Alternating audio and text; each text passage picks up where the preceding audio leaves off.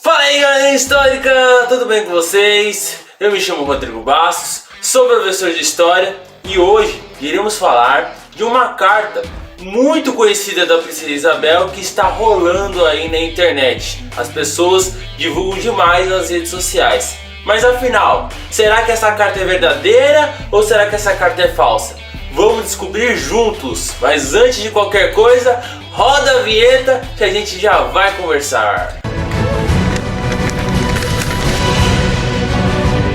Nesta terra, em se plantando, tudo dá. Independência ou morte?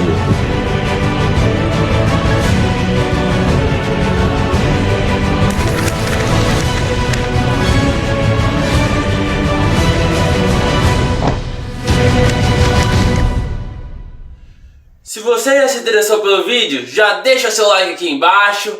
Se é a primeira vez que você entrou aqui no canal, se inscreve para participar da nossa família histórica e temos a opção de ser membro, de você ter conteúdos exclusivos de história e também podemos ser parceiros, divulgar o seu negócio, sua conta do Instagram. Então, bora lá, pessoal! Recado dado, vamos para o vídeo? Eu decidi trazer essa carta aqui para vocês porque é uma carta que é muito divulgada nas redes sociais para mostrar que a Princesa Isabel era a favor da abolição da escravidão, para mostrar como ela era ativa. E a gente vê isso bastante no Facebook, no Google. Se vocês colocarem aí carta da Princesa Isabel, abolição da escravidão, já aparece nas pesquisas. E é um assunto interessante porque começou a fomentar se essa carta era verdadeira ou se não era. Talvez vocês não conheçam ainda, por isso que eu irei mostrar para vocês aqui agora. 11 de agosto de 1889, Paço Isabel, Portimide. Caro senhor Visconde de Santa Vitória, fui informada por papai que me colocou a par da intenção e do envio dos fundos de seu banco em forma de doação como indenização aos ex-escravos libertados em 13 de maio do ano passado. E o sigilo que o senhor pediu ao presidente do gabinete para não provocar maior reação violenta dos escravocratas. Deus nos proteja dos escravocratas e os militares saibam desse nosso negócio, pois seria o fim do atual governo e mesmo do império e da Casa de Bragança no Brasil. Nosso amigo Nabuco, além dos senhores Rebouças, Patrocínio e Dantas, poderem dar auxílio a partir do dia 20 de novembro, quando as câmaras se reunirem para a posse da nova legislatura.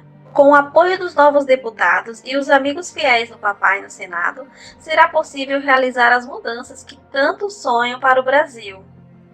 Com os fundos doados pelo Senhor, teremos oportunidade de colocar esses ex-escravos, agora livres, em terras suas próprias, trabalhando na agricultura e na pecuária, e delas tirando seus próprios proventos.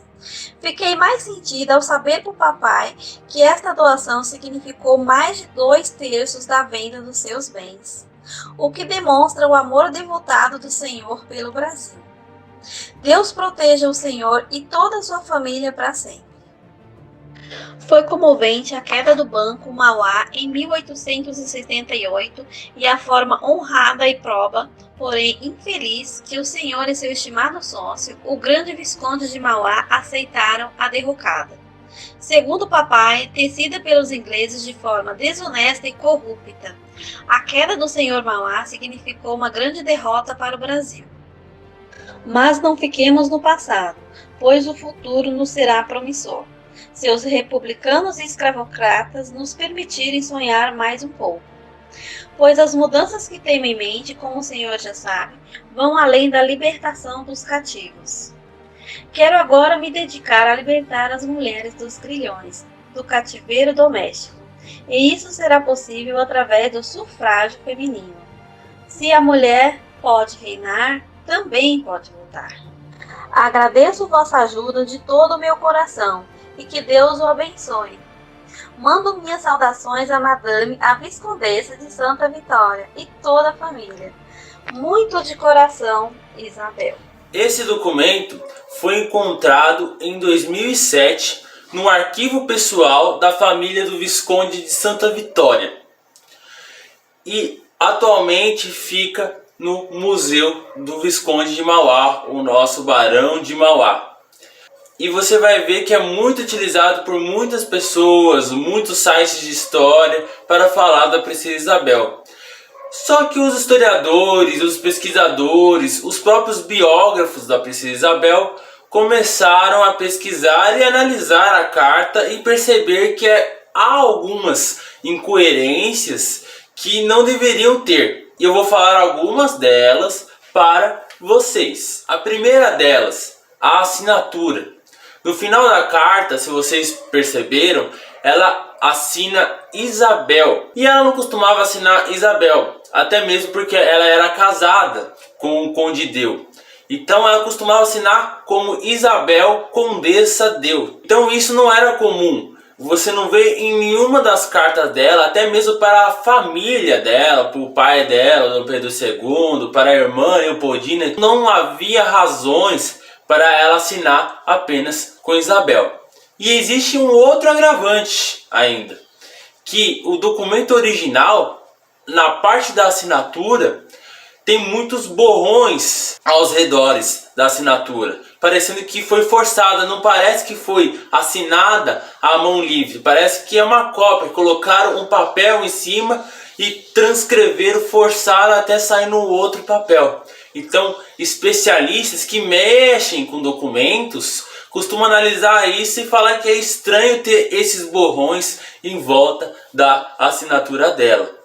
Se existe falsificação nos dias de hoje, fake news nos dias de hoje, pessoal, imagina naquela época que não existia muitos peritos nesse assunto. A segunda incoerência é a intimidade que ela está tendo com o Visconde de Santa Vitória na carta.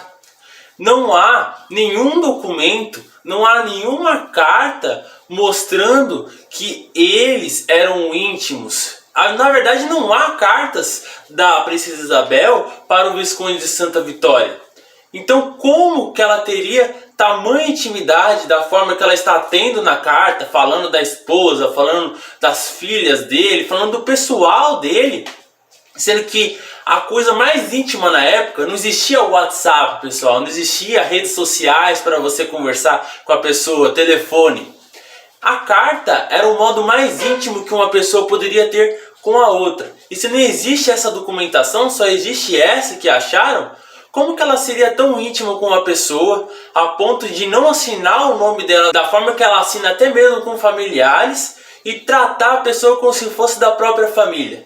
É muito estranho isso e é uma coisa que os biógrafos e os pesquisadores, principalmente um dos principais biógrafos da família imperial, que é o Paulo Resulti, bate na tecla sobre isso, da intimidade dela também com o Visconde de Santa Vitória. A terceira incoerência é a questão que ela aborda na carta, falando que o Visconde de Santa Vitória, que o Barão de Mauá gastaram todo o seu dinheiro comprando terras para se doar para os escravos libertos, para os negros terem locais para se trabalhar. E ela fala isso na carta, mas já existia um plano que a família imperial estava bolando junto com o engenheiro André Rebouças, que inclusive tem vídeo aqui no canal. Se você não assistiu, assista, pessoal. Vou deixar aqui no link da descrição e no card aqui em cima sobre a vida desse engenheiro. E esse plano que ele bolou com a Isabel mostrava que eles tinham já esse planejamento de fazer uma reforma agrária, de pegar terras resolutas dos fazendeiros para doar para esses libertos, para que eles pudessem ter moradias, pudessem desenvolver um trabalho. Existia um planejamento de escolas, de ensinos profissionalizantes para esses negros que foram libertos. Então, se já existia uma reforma agrária, por que o Barão de Mauá e o Visconde de Santa Vitória gastaria todo o seu dinheiro para comprar terras para doar para esses libertos? Não faz sentido isso. Então parece que é meio que uma promoção que a Isabel estaria fazendo para o Visconde de Santa Vitória e para o Barão de Mauá. A última incoerência a Isabel falar sobre as sufragistas, falar que ela quer o empoderamento feminino no país, sobre o voto feminino. A questão do voto, ela realmente tinha no seu planejamento do seu reinado implementar o voto feminino. Inclusive, antes do golpe da República, o Dom Pedro II já tinha colocado em pauta e já tinha implementado o voto feminino. Só que aí teve o golpe e tirou tudo isso. Só que já existia isso em pauta já, da Isabel colocar o voto feminino, as mulheres participarem mais da política. Só que as sufragistas colocar essa coisa do feminismo, de quebrar tradições. A Princesa Isabel era uma mulher da época que cresceu com o tradicionalismo da época. Não tem como você enxergar, se você estuda minuciosamente a história, ela quebrando esses laços da época, o tradicionalismo da época, porque ela foi criada nisso, desde pequenininha. Então é um pouco impossível você imaginar ela apoiando movimentos lá fora, trazer isso aqui para o Brasil. É um pouco fora de mão isso. Por isso que os biógrafos falam que essa carta é falsa. Por que falsificar uma carta com o nome da Isabel? Na época, gente, o Barão de Mauá e o Visconde de Santa Vitória, que era o seu sócio, estavam falindo. Então, um meio de promoção deles, um meio de fomentar uma especulação na mídia com o nome da futura imperatriz, era positivo para eles. Para a mídia estar a favor deles, para a população estar a favor deles e para que eles conseguissem implementar novos negócios após isso, conseguir fazer negócios crescerem. Então era positivo uma carta dessa aparecer na época nos jornais.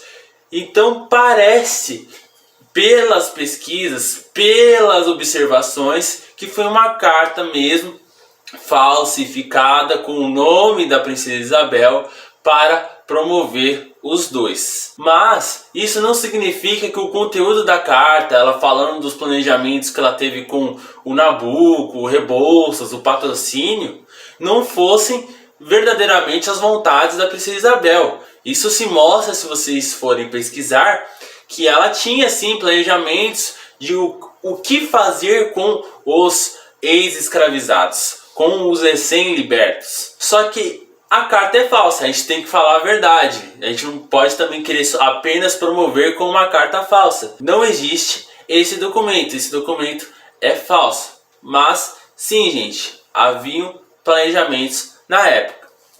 Espero que vocês tenham gostado do vídeo. Esse vídeo eu usei também para mostrar para vocês que o papel do historiador é muito difícil, pessoal. Às vezes a gente tem esse documento a gente tem que averiguar, tem que comparar com as questões que aconteceram na época, se realmente é verdade, se aquilo não era apenas uma fake news. Você pegar um jornal na época e o que ele estava querendo dizer, o que estava acontecendo, o porquê aquilo estava sendo publicado, para depois analisar a veracidade do documento. Então é muito mais complexo ser historiador do que apenas pegar documento e fazer livros. É muito difícil, porque a maioria dos documentos da história do Brasil ou desapareceram, ou foram perdidos, ou foram queimados, gente. Então, o papel do historiador no Brasil é complicado.